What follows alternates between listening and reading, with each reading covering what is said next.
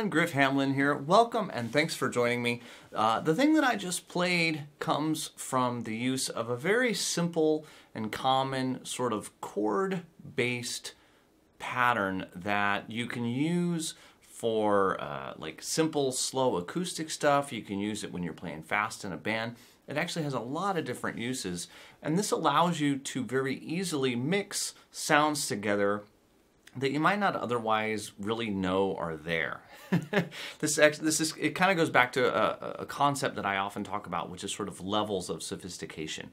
Where level one is the simple minor pentatonic and minor blues sounds that honestly 99.5% of all guitar players use most of the time. It's the standard because it sounds good. It's standard for a reason, so don't take that as a bad thing. The next sort of step in your evolution will be to combine the major and minor sounds, the major and minor blues sounds, major or minor over the one chord, minor only over the 4 and 5. The third step in the evolution, part of it, is to start actually treating each chord as its own new key, and that's what I want to talk about today.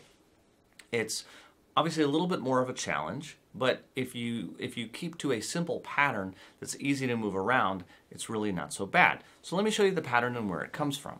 Let's start with a simple A7, right? So we have a bar A7. This is going to be based exclusively around what I call E-shaped chords. So if I were to go into open position, this would be E7. So I've got open E, B, open D, G sharp, B, and E.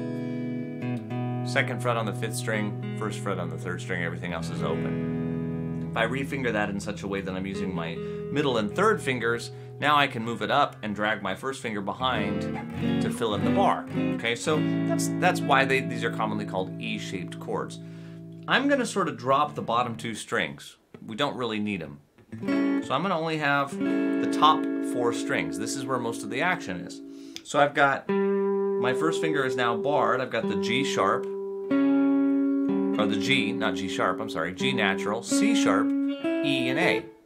The flat 7th, the 3rd, the 5th, and the root of the chord. Now, these notes are obviously the ones that are very important, but let's put some stuff around it. So if I start here at that G, and every once in a while, by the way, I might jump down to that low E at the 7th fret of the 5th string, but let's mostly go from here. So the G and the A on the 4th string are good notes out of the pattern. In fact, without the G, it's just an A major. With the G, it's an A7. Then I have C and C sharp. Okay, that's the flat 3rd and the 3rd. And I have D, that's a note from that's the 4th of the scale, it's a minor pentatonic note. What's commonly called the blue note is the D sharp or E flat at the 8th fret of the 3rd string. Now you wouldn't want to hang out here. It's definitely a passing tone, but we'll use it a little bit once in a while. And then I have the 5th of the chord, or the 5th of the scale, the E, the F sharp at the 7th fret of the 2nd string, the G at the 8th fret, and back up to my root. There's my A and my B and my C. I generally don't use all of that, however. It's generally the top 2 strings. I don't use the blue note very often. The D, I'll use the C and the C sharp, often in that kind of fashion where I go from C to C sharp and the A and the G. And even the D I don't use a lot.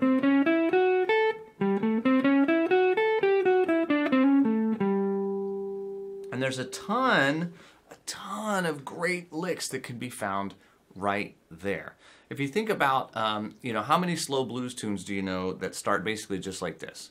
1, 2, 3.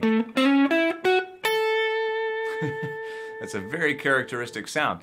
And you can see there's that root, flat 3 to 3, 5, 6, 1.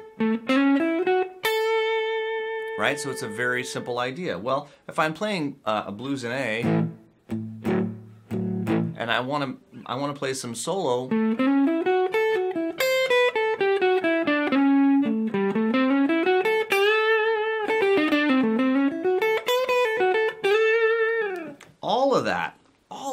comes from that same little group. And if you kind of shift your thinking between that same little major minor conglomeration that I just showed you and the box 1, you'll get some of your standard ideas mixed in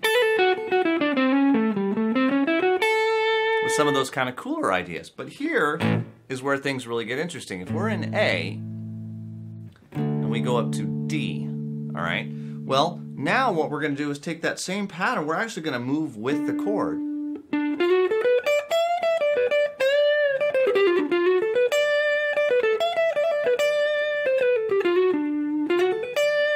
Okay? And that is where things get a little bit more tricky, but they also sound a lot cooler. So no risk, no reward, right? So by moving the pattern, you're getting a whole new set of notes for every new chord. Okay? Now the little thing that I played on the way in, into this video, was I was playing in the key of E. So I was taking it from the 5, right? So I had the B, and I had a little...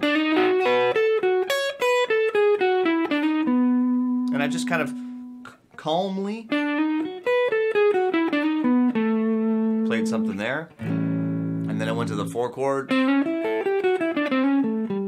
I played something over that. When I went to back to the E, I did a kind of a standard E minor type of turnaround, which is nothing fancy. I could have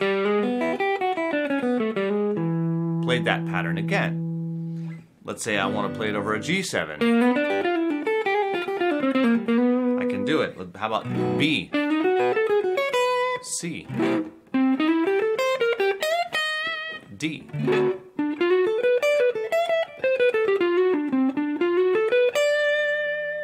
It works anywhere. And as you can see, I'm sort of just, making up a little something, but it's this same little small group of notes, and it works really, really, really well. And it works anywhere, over any chord, as long as it's a dominant 7th. And in blues, mostly what we're dealing with is dominant 7th chords. So my point here is not necessarily to give you like a specific lick. I'm kind of gearing this more as something for you to experiment with. But my suggestion is to take something like a slow blues in A. And I always encourage you to play your own jam tracks because it gets you better at playing rhythm. But play and record yourself playing a slow blues in A, and then try to play along with it, or a slow blues in E or G or whatever you want, or grab a jam track. There's plenty of them out there, and try to use this pattern for a while and get comfortable with it, and try and find 2 or 3 ideas that you really, really like the sound of. And don't forget that you can always go back to your sort of base level. And I encourage you to do that. If you get too far out of that minor pentatonic sound for too long, well, it starts to sound a little off. And, we kind of always need to go home. We need to go back to that minor pentatonic sound. So this gives you a place to go to and play around with for a while, but make sure you always get back home at some point. All right? So I hope you get some ideas out of this video. Hope you have some fun with it. And I will see you again real soon.